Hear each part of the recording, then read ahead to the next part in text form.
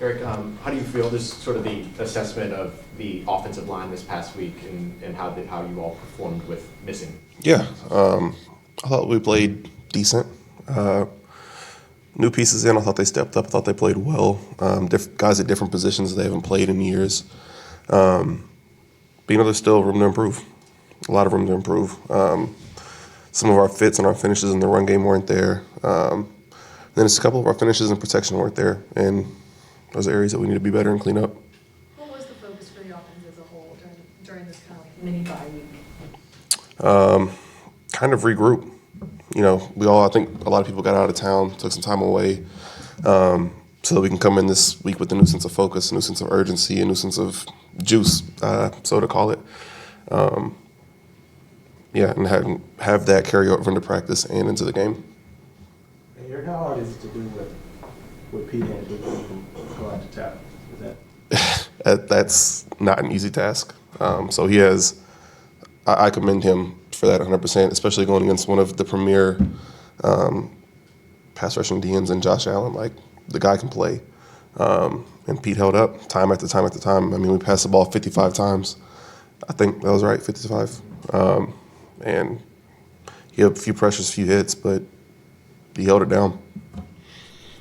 What would you say is maybe one thing that you can identify when it comes to the run game so far this season? As far as just in terms of production maybe not being exactly where you would expect. I think it all just comes down to our fits. Whether that be on the backside and frontside double teams, backside cutoffs, like they just haven't been perfect. Whether that's backside tackles, landmark, frontside guards, first and second step getting in the ground. I would say fitting into the blocks and finishing them has been why we haven't gotten things going 100%. Erik, I think we've seen maybe a little more emotion or frustration spill out into on the field, social media, interviews. What's the message about trying to keep that from spilling out of control, especially with the offense? First off, I think you get a bigger sense of everything that's happening because of social media, because it's such a large platform. But I feel like if there are mistakes being made, then they need to be called out in a more private setting, or like one-on-one or whatever. But the frustrations are there because we haven't been executing like we've wanted to.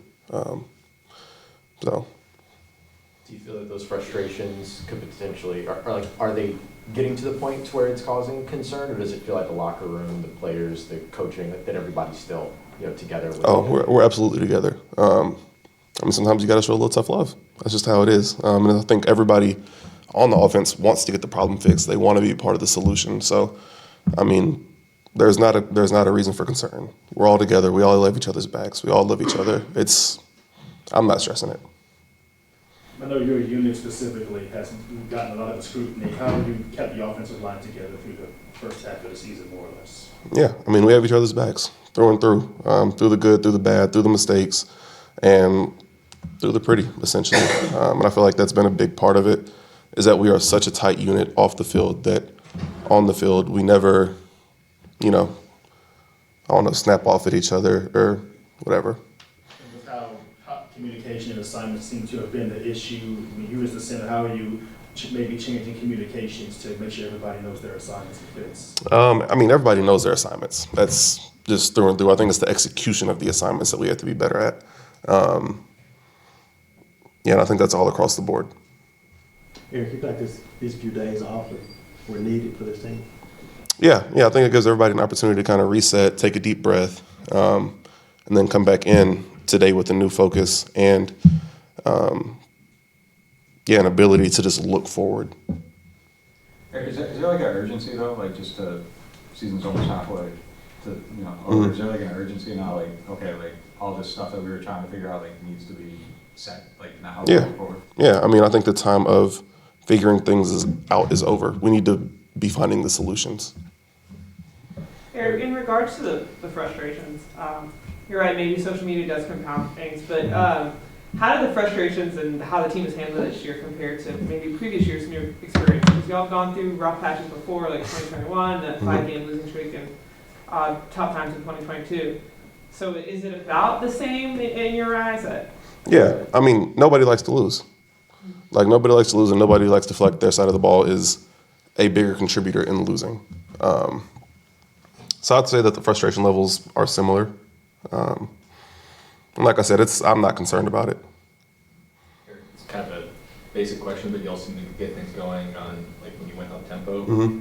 Why do you think that maybe presents a clearer picture, or is something that you guys will use to your advantage? I think essentially it makes the defense get lined up faster. Quarterbacks can read coverages faster. They can read pressures faster, et cetera, et cetera. So I could see that being something that we use more consistently now. Are there like concepts within that where obviously you can't run tempo the whole game? Yeah. So like, are there concepts within that you can kind of use to your advantage throughout the game without it being like a 2-minute drill or whatever the case is? Yeah, I mean, whether that's calling 2 plays in the huddle, getting on the line, running them back to back, whether that's after a big play or a first down, having a play in our back pocket that's ready to go.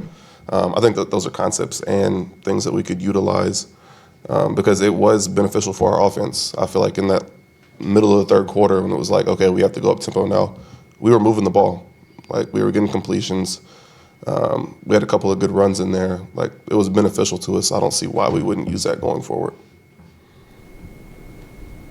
Cool. Thanks, Appreciate Eric. it.